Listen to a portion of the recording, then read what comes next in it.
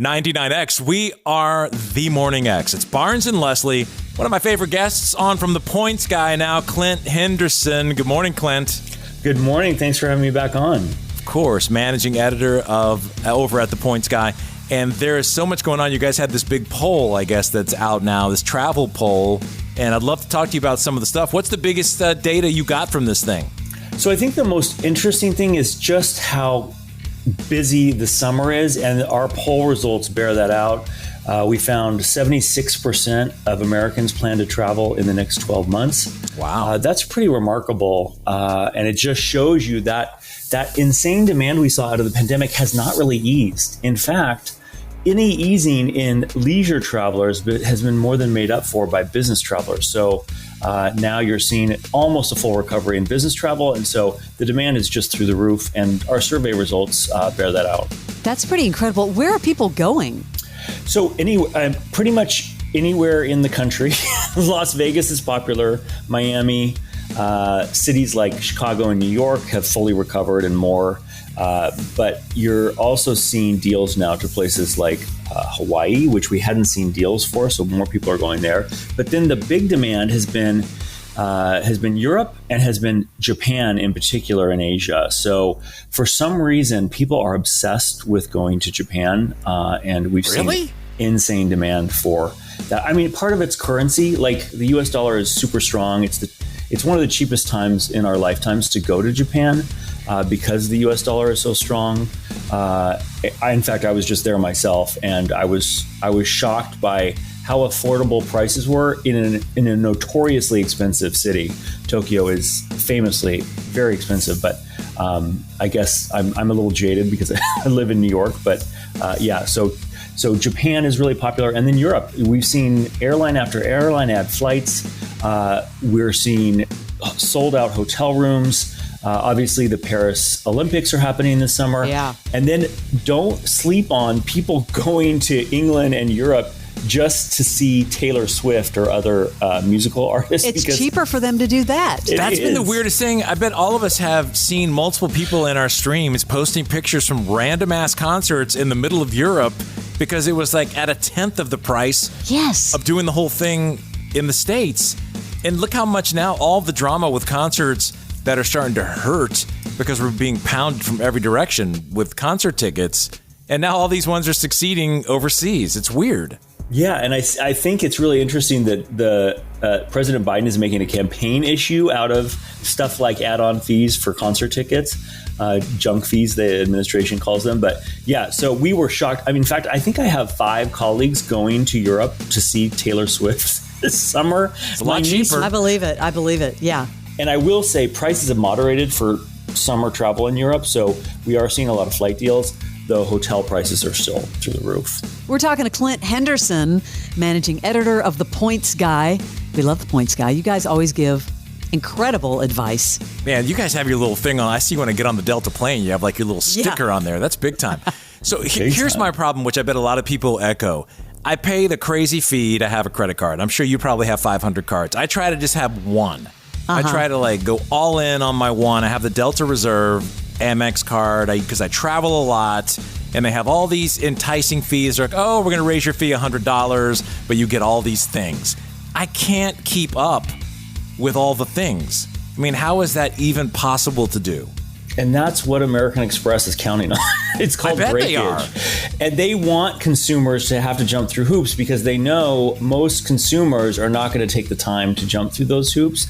And especially with the Delta fan base, they're so loyal to the airline. They're going to have the card either way. Yep. And so American Express feels comfortable adding jacking up the annual fee with the acknowledgement that they're going to give you these new benefits, but the new benefits are hard to use. I would say to the average consumer, get that one Premier credit card and then just really read up on it. We've got tons of resources on all those cards at the Points Guy. Obviously, you're in the Delta Reserve world. They have this new $20 food credit, a $10 rideshare credit that are really hard to use. I personally have 24 credit cards, so I have a spreadsheet where I track each credit.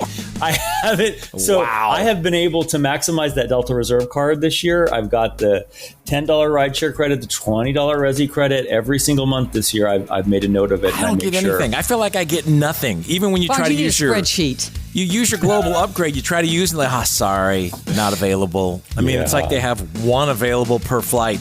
What is the best credit card if you travel a lot? Oh, good is question. there like the best one?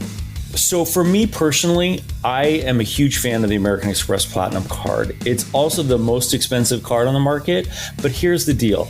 They have Amex offers that you can sign up for, and they give you big statement credits back on stuff like hotels. You get automatic gold status with Hilton and with Marriott. I mean, that's a nice perk. You get rental car elite status. You get into Centurion lounges. You get into Delta lounges same day if you're flying Delta.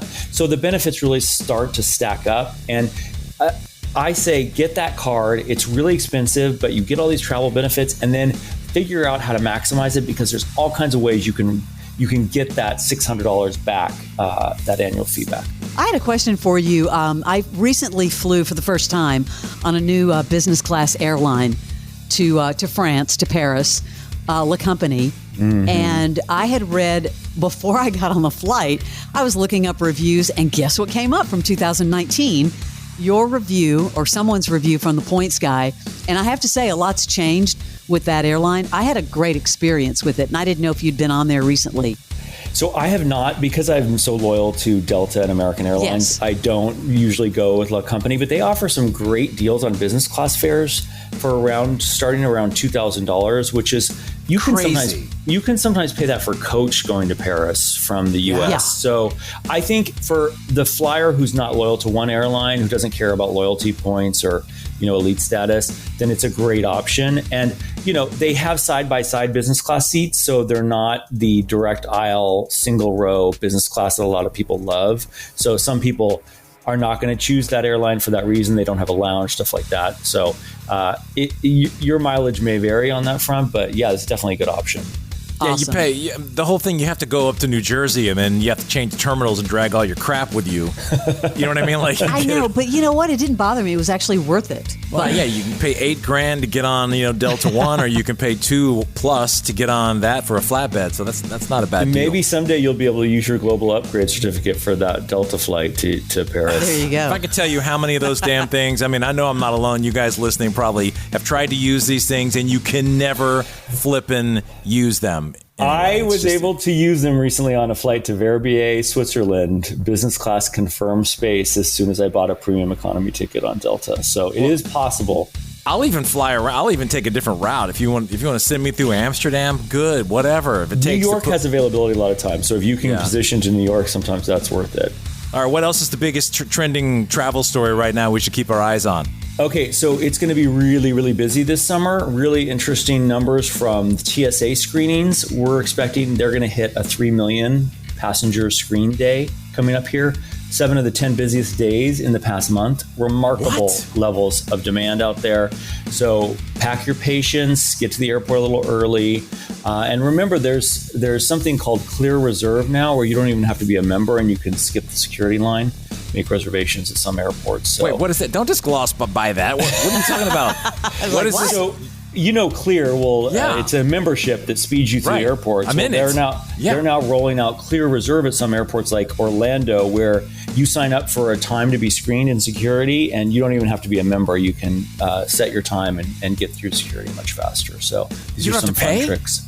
You don't have to pay. Nope. It's just on the Clear website. Yeah, Clear Reserve it's called, and you can find that on Google and read all about it. Barnes is going to do that in the next 5 minutes. I've never heard of that. You got biometric screening at Atlanta Airport. I mean, that's the gift that keeps on giving. Well, lately the digital line has been even faster than anything else. Absolutely. I have TSA Clear, I have pre-check and Clear, and biometric at Atlanta especially gets me through much faster. It's good stuff. Wow. All right, Clint, thank you for always coming on from the Points Guy. Anytime. We appreciate you. Yep. Have a great day. Appreciate we'll see it. Bye. This is the Morning X. It is 99X.